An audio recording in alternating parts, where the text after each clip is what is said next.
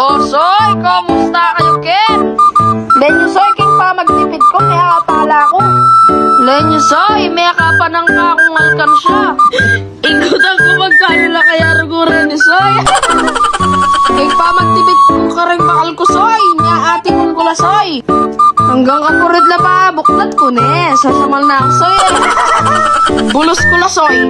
O yan, Soy. Sinopan na akong imao. Medyo akarag na ako, Ken, Soy.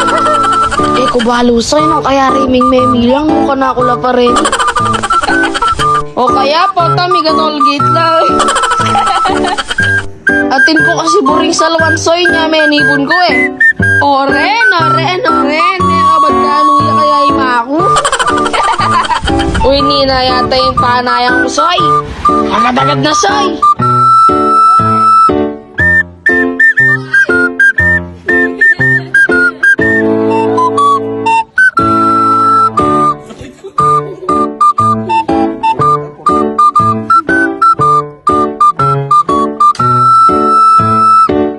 Siyempre, Soy, maglambis ko pang bagya.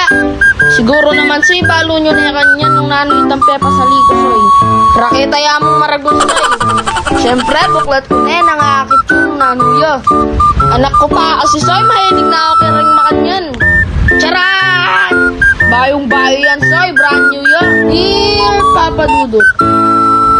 Bata pa lang kasi ako, hilig ko na ang mga instruments. Kaya ang mga magulang ko, binibili ako ng mga ito, Papa Dudut.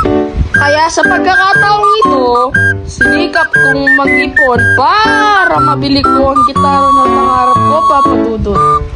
Papa Dudut, masarap pala sa pakiramdam ang mabili mo ang bagay na gusto mo sa sarili mong pagsisikap.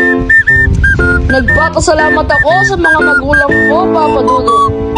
Dahil kahit bata pa ako, ay natututo ako sa mga bagay na alam kong kabubuti ko. Kaya sana, sa mga kagaya ko pang bata, may papulot po kayo ng aral sa aking post na ito, Papa Dudut. Hanggang dito na lang po ang aking kwento, Papa Dudut. Hanggang sa muli, nagmamahal. Purikit! Ay siya, Soy.